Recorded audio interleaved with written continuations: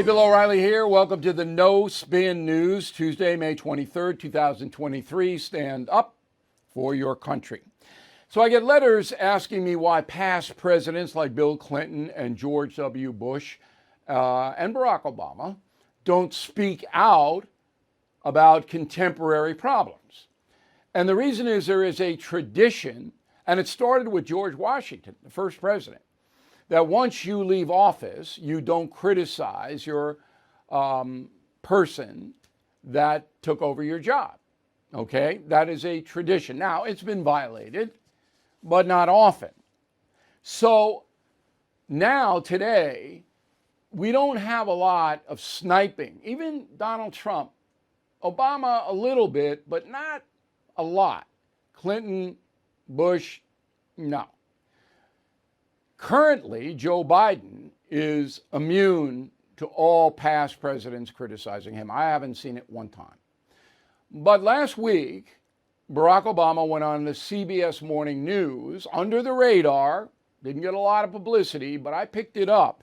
And that is the subject of this evening's Talking Points memo. So this was last Tuesday morning. Roll it. Today, what I'm most concerned about is the fact that because of the splintering of the media, we almost occupy different realities. If something happens, in the past, everybody could say, all right, we may disagree on how to solve it, but at least we all agree that, yeah, that's an issue. Now, people will say, well, that didn't happen, or I don't believe that. And one of, I think, the goals of the Obama Foundation and one of the goals of my post-presidency is how do we return to that common conversation? How can we have a common set of facts? We may disagree on gun violence in terms of what the best prescriptions are, but we can't deny the data that says the United States has levels of gun violence that are 5, 10, 15 times more than other countries. Yep. So if we say that it's just a mental health problem, well, it's not like there aren't people with mental health problems in those other countries. What's the difference? Here is the difference. Now, I'm going to go over this methodically. If you have a paper and pen, and I always recommend you watch and listen to the No Spin News with those items, you might jot down a few notes. The United States is a relatively new country. Even though we were founded in 1776, most other countries throughout the world are much older than we are. And even in places like Africa, where there was colonialism and the countries are newer, the basis of governance was there before the United States even appeared. All right? Europe, Russia, Japan, China, centuries before us. So, in order to become a country, America had to fight a war, the Revolutionary War, with guns. Okay? And in order to expand the country, Americans, after the Revolutionary War, had to go west with guns. Why? Because there were hostiles in the way. There were Europeans, the French, the Spanish, who wanted parts of North America, who would attack Americans. Native Americans, if you read Killing Crazy Horse, I mean, it was brutal for decades. And there was no law. And there were bears, big bears. So every American that forged west had to have a firearm. Back in Philadelphia, where they were forging the Constitution, the founding fathers feared a military takeover of the United States. So therefore, they put in the Second Amendment, giving the citizens the right to bear arms, in case the democracy fell apart and some general came in and said, I'm running the country. And how often have we seen that throughout history? So every American that chose to could arm themselves. Now, that tradition never stopped. In fact, the British invaded us in 1812. And then we had the Mexican-American War, which I'm going to tell you about later because it's this day in history, and the Civil War. And then we had the Indian Wars, as I mentioned. Everybody had a gun. And there was no time in history, not 1 year, where there was a movement to ban guns or to disarm the civilian population. Now, I don't know whether Barack Obama understands that or not.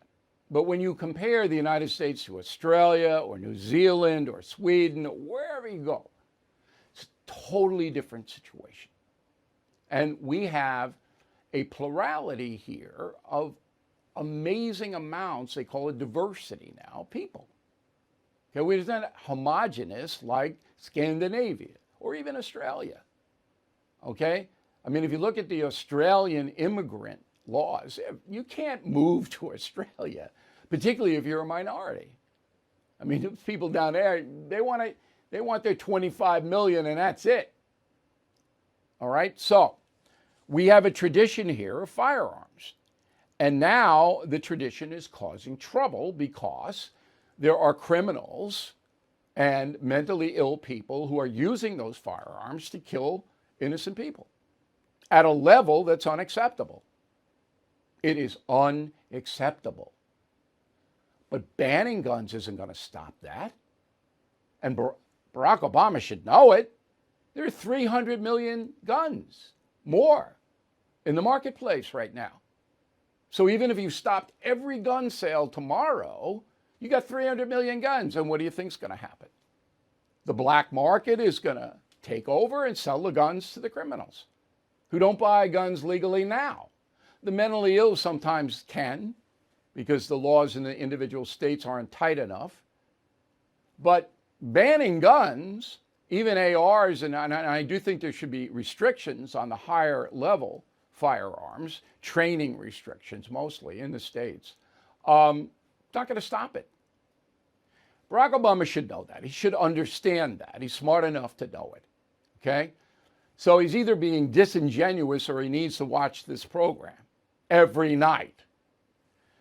So once you have that situation where the population's divided among gun owners, conservatives, traditionalists who understand how we evolved, and then the left, which wants to ban all guns, okay, because that gives the government more control, and that's what the left wants. A strong central government telling everybody what to do, what to eat, how to live, what car to drive, everything. That is the goal of the far left. Okay. So the last point I want to make is that Obama is right when he says the media is the divider now. That these news operations no longer are in business to serve you, to bring you information, which is what the founding fathers wanted and gave the media special privileges. They're not in business. They couldn't care less about that. They are in business to make money by dividing the population. Okay? And so this team, you watch this channel or listen to that radio station. That team, you do the other. And they all do it. All of them. Now, the cleanest operation is this new News Nation thing, in my opinion. I'm on it, yes, and I have some self-serving reason to tell you that, but I've watched it. They try. Nobody else even trying. Finally, we live in a violent culture. But again, that falls under the First Amendment. Guns are the Second Amendment. And believe me, the Second Amendment is never going to be revoked. Ever. And the First Amendment isn't either. You'd have to have a coup d'etat to get them out of there, which means a military presence would have to take over, totalitarians. Okay. First Amendment allows this violent culture. And the media, Hollywood, the rap industry, all of these people celebrate that and sell that. So mentally ill people become desensitized, if they were ever sensitive to begin with, because they see all this horrible violence on the internet and the movies. They listen to this horrible, horrible so-called music. And, misguided people absorb that and go and act out and kill people. They don't believe in anything. They don't think they're going to hell. They want to die themselves. So I'll take some people with me. That we live in an extremely violent culture. Mexico's worse. Okay? Some other countries throughout the world are worse. But here, don't kid yourself. Our culture is violent. So that is my message to Barack Obama, and that is the memo. You want to comment? Bill@BillO'Reilly.com. Name and town if you wish to opine. Hey, you would be crazy not to use AMAC's Medicare Advisory Service if you're 65 or over. AMAC's Medicare Advisory Service is the conservative alternative to radical left companies like AARP. They offer free consultations with qualified Medicare experts who can answer all your Medicare questions, and I'm sure you have plenty. Even if you're already on Medicare, contact AMAC to see if you are overpaying for your current plan.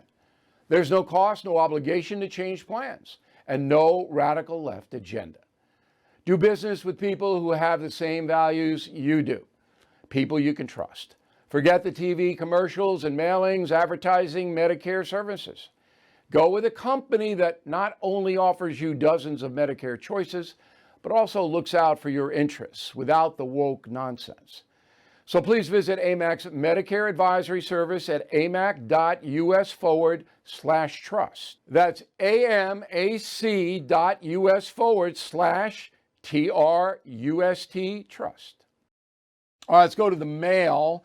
Barry on the message board, Bill, a multitude of stores leaving San Francisco, although on the surface is terrible, can open up opportunities for enterprising individuals to take their place. How to deal with crime will be one element of their business model. It's impossible. So 90 businesses plus have left San Francisco. Yeah, they're empty storefronts. You probably get a good rent deal down there now. But people are going to break into your store and nothing's going to happen to them. You can't run a business that way. And that's what happened in San Francisco. Lisa, concierge member, we'll discuss that in a moment. I have read Culture Warrior way back in 2006. Absolutely love the book. Very sadly, everything you wrote about has come true, Bill. Culture Warrior. There you go. I'm proud of the book. Brian Galicchio, New Braunfels, Texas, in the Hill Country. Bill, on May 10th, you read a letter in reference to Kate's Law and suggested I contact Senator Cruz, which I did, along with my representative Chip Roy. Perhaps he could be guest. Brian, number one, you're a patriot for doing what you did.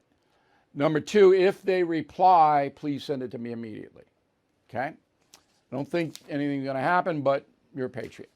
Margot Freer, Medford, Oregon. Right on, O'Reilly. Not buying expensive baked goods. I got coffee at a new place at the mall.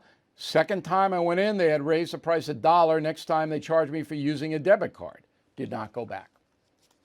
Secret of capitalism. Robert Lundquist, West St. Paul, Minnesota. You're absolutely right about not buying things that have increased in cost beyond reason. Subway, McDonald's, other restaurants are charging way more than they did a couple of years ago, and I've cut back on eating out. My wife asks, are we having financial issues? And I say, no, I just refuse to pay for things where the value is way less than the cost. Not about the money. That's right.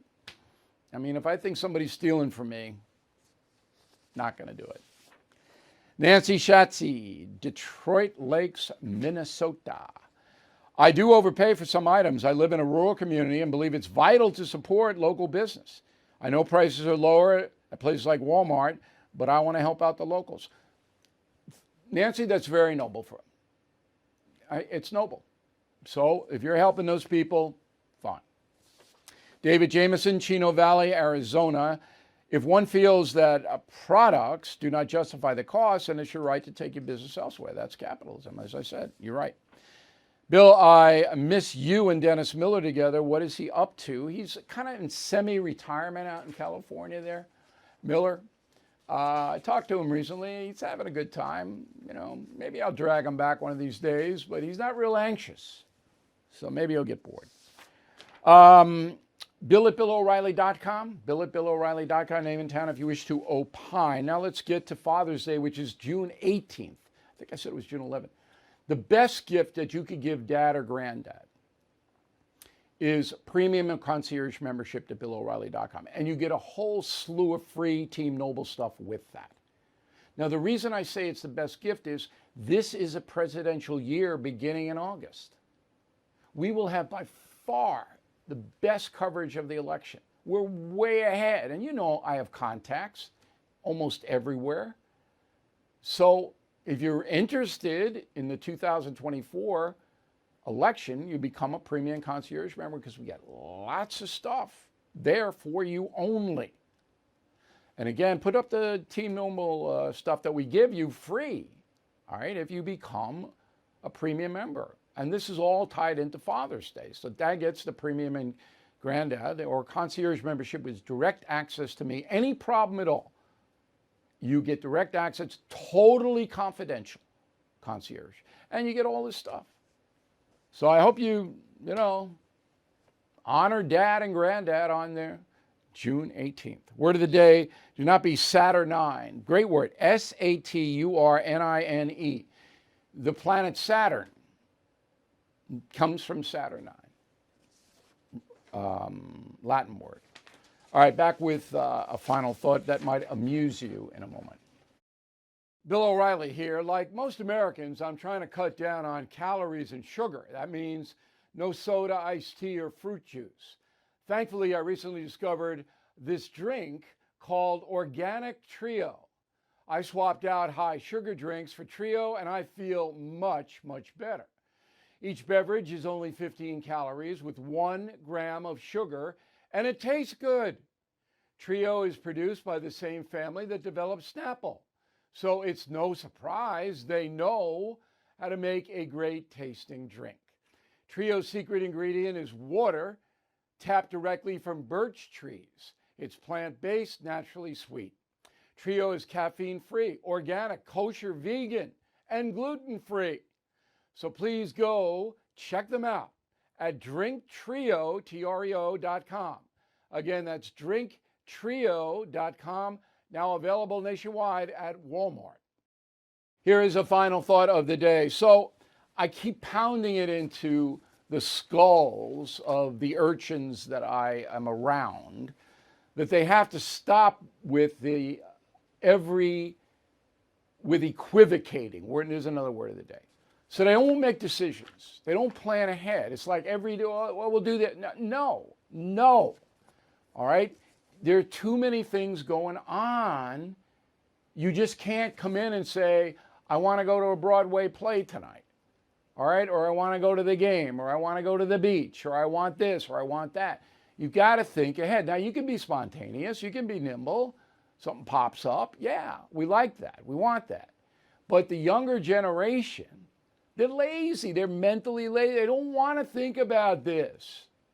All right, I can't tell you how many times they've walked in and go, so-and-so's having a party, and it's 2 hours from now. I said, what? Where? Who? Come on. Now, there are things attached to planning ahead, not just for the urchins, but for adults. Number one, if you do that, it's less likely you will be tardy. When was the last time you heard that word? Tardy, T-A-R-D-Y. If you're late, unless, you can't help it, sometimes that happens, and then you got to immediately call your person.